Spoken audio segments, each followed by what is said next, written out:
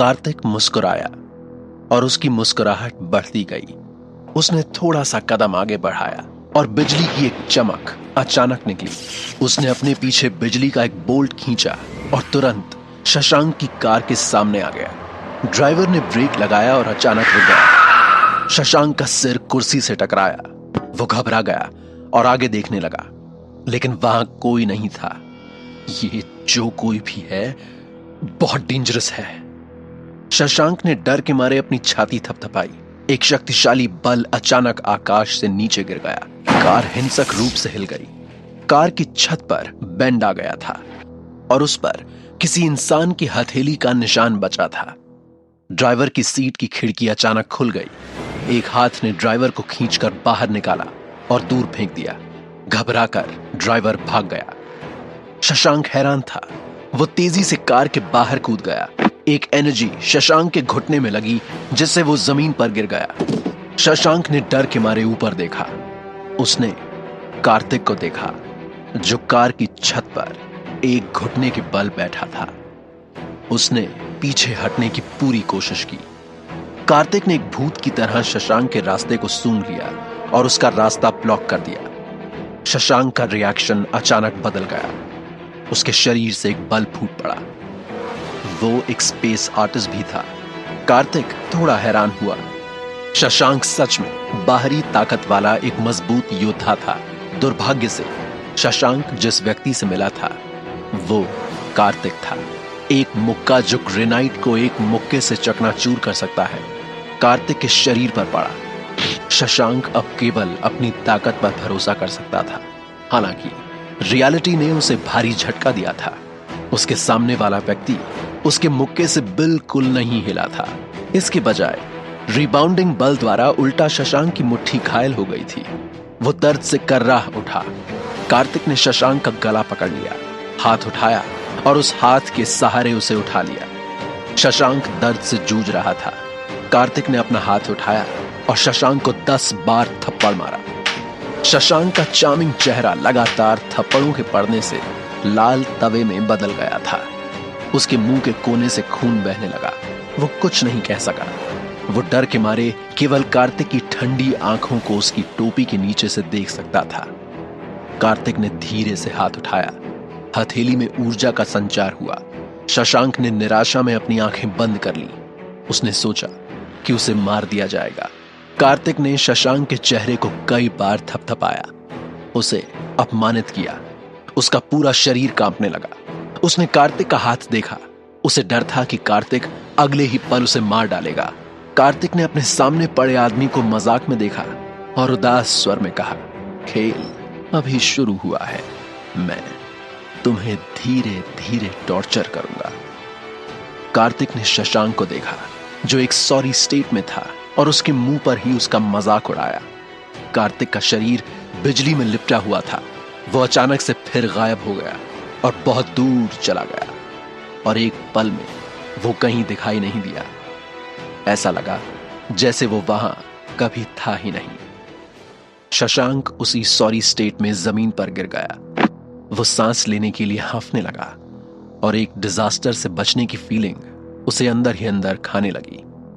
अगर उसे पहले पता होता कि वो इंसान इतना पावरफुल होगा और उसका ये हाल करेगा तो वो उस व्यक्ति को उकसाने की गलती कभी भी नहीं करता। वो व्यक्ति एक स्पेस आर्टिस्ट भी था और उस समय हद से ज्यादा पावरफुल था। इनफैक्ट इस तरह की पावर्स आज तक शशांक ने किसी भी स्पेस आर्टिस्ट में नहीं देखी थी। लानत है। इस तरह अपमानित होने के कारण उसका गुरूर एकदम चूर चूर हो गया था। उसने मन ही मन कार्तिक को गालियां दी और जैसे तैसे अपने टूटे हुए पैरों पर खड़ा हुआ और लड़खड़ाता हुआ आगे बढ़ा। आधी से ज्यादा कार नष्ट हो चुकी थी। उसके पुर्जे पुर्जे अलग हो चुके थे और वो अब और ड्राइव नहीं कर सकता था। कार्तिक का शरीर बिजली में बदल गया और वो अचानक अपने किराए के घर के बाहर की ओर भाग गया। उसकी रफ्तार इतनी तेज थी कि वो लहूलुहान हो गया। भले ही वो दूसरों के द्वारा देखा गया हो, ये केवल प्रकाश की एक चमक ही थी। दूसरे कितनी भी कोशिश कर लें, उन्हें एक लाइट के गोले के अलावा और कुछ दिखाई नहीं देगा। उसका चेहरा तो बिल्कुल भी नहीं। कार्तिक ने राहत महसूस की, क्योंकि इस वक्त वो किसी के सामने भी अपनी पहचान आने नहीं दे सकता था। ये उसके प्लान का हिस्सा नहीं था, लेकिन हां, आज वो स्पष्ट रूप से महसूस कर सकता था कि उसके दिल में नाराजगी थोड़ी कम हो गई है। हालांकि वो अभी भी शशांक को जाने नहीं दे सकता था, क्योंकि उसने एक बार नहीं 2 बार उसे मारने की कोशिश की, तो उसकी कीमत तो उसे चुकानी ही पड़ेगी। कार्तिक ने अपनी हथेली खोली और एक भक्षण शक्ति भंवर वहां घूमते हुए उसकी हथेली में समा गया। उसके आसपास जितने भी लोग थे, उन लोगों की ताकत अब सब उसकी थी। अपने डैंटियन में ताकत में वृद्धि महसूस करते हुए कार्तिक की ताकत भी थोड़ी बढ़ गई थी। हां, कार्तिक के मुंह के कोने थोड़े मुड़े हुए थे, उसे थोड़ी चोट भी लगी थी, लेकिन यह भक्षण शक्ति उसे संभालने के लिए काफी थी, और इसके साथ उसने एक और पद हासिल कर लिया। अब वो सिर्फ स्पेस की दुनिया का महागुरु या कैप्टन ही नहीं था, बल्कि वो नरसिम्हा अमर सम्राट बन चुका था। आम लोगों की समझ की तो ये बातें वैसे भी नहीं थीं, लेकिन स्पेस आर्टिस्ट्स की दुनिया में भी नरसिम्हा योग प्राप्त करना आसान बात नहीं थी। लोग सालों साल प्रैक्टिस करते हुए भी ये स्टेज पार नहीं कर पाते। कार्तिक का दिल खुशी से भर गया। अब उसे अपने आगे के प्लान्स को अंजाम देने से कोई नहीं रोक सकता था। किसी और की ताकत को छीनकर उसे अपनी ताकत में बदलना। हालांकि यह तरीका कुछ बुरा था, फिर भी इस दुनिया में सही गलत की डेफिनेशन से कार्तिक काफी आगे आ चुका था। ये लिन ने उसने अपने स्पिरिचुअल नॉलेज को बहलाया और अपनी डायमेंशनल रिंग में हर तरह के आइटम्स को देखा और टटोला, और आखिर मैंने तुम्हें पा ही लिया। Purifying lotus demon fire. Special क्षेत्र के बीच में उसे एक सील बंद लॉ मिली। उसने उस प्यूरिफाइंग लोटस डीमन की सील को एक झटके से तोड़ दिया, और वो लॉ आज्ञाकारी रूप से कार्तिक के शरीर में विलीन हो गई। फिर कार्तिक ने अपनी हथेली खोली और उसमें से एक दूधिया रंग की सफेद लॉ हवा में ऊपर उठी। जब कार्तिक वॉइड में ट्रैवल कर रहा था, तब ये उसे एक जादुई कॉन्टिनेंट में मिली थी। उस कॉन्टिनेंट पर उसने इस हेवनली लॉ की खोज की थी। इसके अलावा ये उसकी मेमोरी में छपी एक नॉवल की इमेज के जैसे थी। वो नॉवल उसके लिए बहुत खास थी, इसलिए उसने इसे प्यूरिफाइंग लोटस डीमन फायर नाम दिया था। वो पूस लॉ के साथ खेला और उसकी 5 उंगलियां चिंगारी से जल रही थी, जैसे कि वो कोई जादू कर रहा हो। कार्तिक ने मुस्कुराते हुए प्यूरिफाइंग लोटस डीमन फायर की शक्तिशाली शक्ति को महसूस किया, लेकिन बदकिस्मती से उसके पास केवल एक ही ऐसी ज्वाला थी। अगर उसके पास सच में कई प्रकार की ऐसी लपटें होती, तो क्या वो उस प्रकार की डोउ तकनीक का उपयोग कर पाता? उसने केवल इसके बारे में सोचा। प्यूरिफाइंग लोटस डीमन फायर को दूर करते हुए कार्तिक बिस्तर पर लेट गया और उसे माया की याद आ गई, जिससे वो नीलामी में मिला था। वो अब भी पहले की तरह ही खूबसूरत थी। कार्तिक के मन में तरह तरह के ख्याल घूमने लगे, और वो ख्यालों में ही वापस उसी ऑक्शन हॉल में पहुंच गया, जहां वो प्राइवेट रूम के अंदर कांच की खिड़की में से माया को देख रहा था, और बाहर हॉल में माया खड़ी उसे देख रही थी। अचानक वहां मौजूद बाकी के सारे लोग गायब हो गए, और सिर्फ वो 2 ही बचे, जो खड़े एक दूसरे को शीशे के थ्रू देख रहे थे। कार्तिक तुरंत प्राइवेट रूम से बाहर आया और माया के सामने जा खड़ा हुआ। माया उसे देखती ही रह गई, और उसकी आंखों से आंसू के कतरे बह निकले। उसने कार्तिक के चेहरे को छुआ और उसके मुंह से निकल पड़ा, कि सपना तो नहीं, तुम सच में मेरे सामने हो कार्तिक। कार्तिक की आंखों में भी आंसू थे, और उसने हां में सर हिलाया। हां, मैं ही हूं मिकी। कैसी हो? बहुत बुरी। तुम्हारे बिना एक एक पल जैसे काटने को दौड़ता है। कहां चले गए थे तुम? तुम्हें पता भी है मैंने तुम्हें कहां कहां नहीं ढूंढा। कितना पता लगाया, लेकिन तुम्हारी कोई खबर नहीं थी। कितने सारे मैसेजेस भी भेजे, लेकिन उनका भी कोई जवाब नहीं। कहां थे तुम? और ये कहते ही माया से रहा नहीं गया, और वो कार्तिक के सीने पर सर रखकर रोने लगी।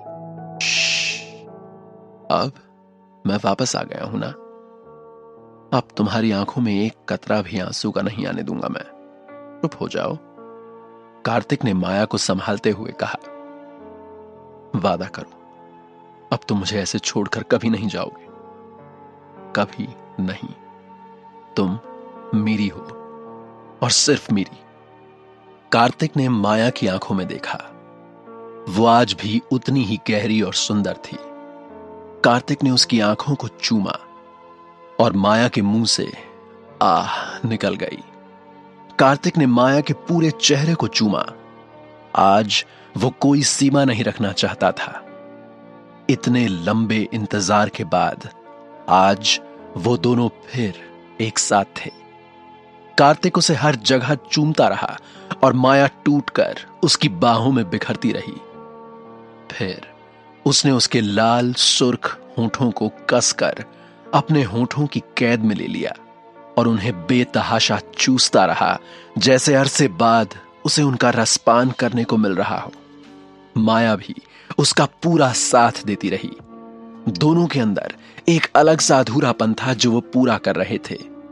कार्तिक ने उसे अपनी गोद में उठा लिया और ऑक्शन हॉल की एक सीट पर उसे बैठा दिया। माया ने जैसे पूरी तरह खुद को उसके हवाले कर दिया था। दोनों के होंठ अलग होने का नाम ही नहीं ले रहे थे कि तभी कार्तिक के हाथों ने माया के स्तनों का स्पर्श किया और वो सिहर उठी। माया के मुंह से कार्तिक निकल पड़ा।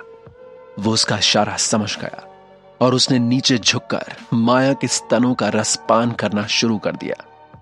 देखते ही देखते दोनों खुद को रोक ही नहीं पाए और दोनों ने एक दूसरे के सारे कपड़े उतार फेंके और वहीं उसी कुर्सी पर घंटों तक एक दूसरे के साथ प्यार किया।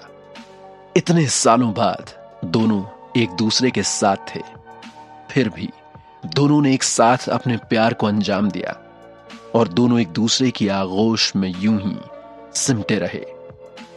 अचानक कार्तिक को एहसास हुआ और उसका सपना टूटा। उसने देखा वो अभी भी अपने रूम में अपने बेड पर अकेला लेटा है, माया की यादों के साथ। उसके मुंह से धीरे से निकला, अभी वक्त नहीं आया है माया जब मैं तुम्हारे सामने आ जाऊं, लेकिन जल्द ही वो पल भी आएगा जब हम सच में एक दूसरे के साथ होंगे। और इसी के साथ माया को याद करते हुए उसे हंसी आ गई। जब वो और माया एक साथ थे तब वो माया के लायक नहीं था, उसके काबिल नहीं था। इसलिए तो माया के पेरेंट्स ने उन दोनों को अलग किया था। वे दोनों अलग अलग दुनिया से थे, एक दूसरे से एकदम अलग, लेकिन फिर भी दोनों हमेशा एक साथ चलते थे। जब कार्तिक ने माया के बारे में सोचा तो उसका मूड बेहतर हो गया, लेकिन उसने फील किया कि उसका खून खौल रहा था। अचानक कार्तिक हैरान हो गया। उसकी भौहें तन गई थीं। उसे लगा जैसे उसके खून में उसे कुछ दिखाई दे रहा है। ये कैसी फीलिंग है? स्पिरिचुअल सेंस से स्कैन करने के बाद कार्तिक ने अपने खून में दो छोटी एनर्जीज को महसूस किया। वे स्वाभाविक रूप से उसके खून में पैदा हुए थे। कार्तिक रिफ्लेक्स से उठकर बैठ गया। उसने एब्सेंट माइंड से देखा और क्यूरियस होते हुए कहा, ब्लड लाइन पावर? मेरे पास सच में दो प्रकार की ब्लड लाइंस हैं जिन्हें अभी तक खोला जाना बाकी है। ये कैसे संभव है? कार्तिक एकदम चुप था। Blood line power? उसके जैसे अनाथ के पास ब्लड लाइन पावर कैसे हो सकता था? इसका तो केवल एक ही निष्कर्ष था कि ये उसके माता पिता ने उसे दिया था। मतलब हेरिडिटरी? उन्होंने मुझे छोड़ दिया था और मुझे कचरे की तरह नदी में फेंक दिया था। मुझे कोई परवाह नहीं है। ये कहने के बाद कार्तिक ने खुद को कंबल में लपेट लिया और उसके एक्सप्रेशंस एकदम कॉम्प्लिकेटेड थे। जाहिर है, हालांकि उसने कहा कि वो अपने माता पिता से नफरत करता है जिन्होंने उसे छोड़ दिया, और नफरत के अलावा उनके लिए उसके मन में और कुछ नहीं था। उसने ये नहीं सोचा था कि क्योंकि उसने माया को देखा, उसके शरीर के कोल्ड ब्लड ने अपना टेम्परेचर फिर से प्राप्त कर लिया था और उसके शरीर में विरासत में मिली शक्ति को वापस सक्रिय कर दिया। पास्ट में कार्तिक अमर क्षेत्र में अकेला था उसे ये एहसास नहीं था क्योंकि उसने एक ही समय में खुद को और अपने खून में मौजूद शक्ति को सील कर दिया था। अब उसकी मानसिक स्थिति के बदलने और अच्छी होने ने उसकी शक्ति को जगा दिया था। लंबे समय के बाद कार्तिक ने अपनी डायमेंशनल रिंग से एक आइटम निकाला। ये एक उत्तम नरसिम्हा ताला था। नरसिम्हा लॉक का मतलब था कि बच्चा स्वस्थ था और उसकी लंबी उम्र थी। हालांकि ये नरसिम्हा लॉक कार्तिक के लिए एक मजाक की तरह था। उसके माता पिता, जिन्हें उसने पहले कभी नहीं देखा था, उसके स्वस्थ जीवन और लंबी उम्र जीने की कामना करते थे, लेकिन उन्होंने उसे बेरहमी से त्याग दिया था। कार्तिक ने अपने हाथ में नरसिम्हा लॉक को देखा। उसके मन के अंदर कई सारे कॉम्प्लिकेशंस और कॉन्फ्लिक्ट्स चल रहे थे। क्या करने वाला है कार्तिक इस नरसिम्हा लॉक के साथ? यह ब्लड लाइन पावर क्या है और इसका कार्तिक की पावर्स पर क्या असर होगा? क्या कार्तिक इन पावर्स को यूज करके अपना बदला ले लेगा और माया को हासिल कर लेगा?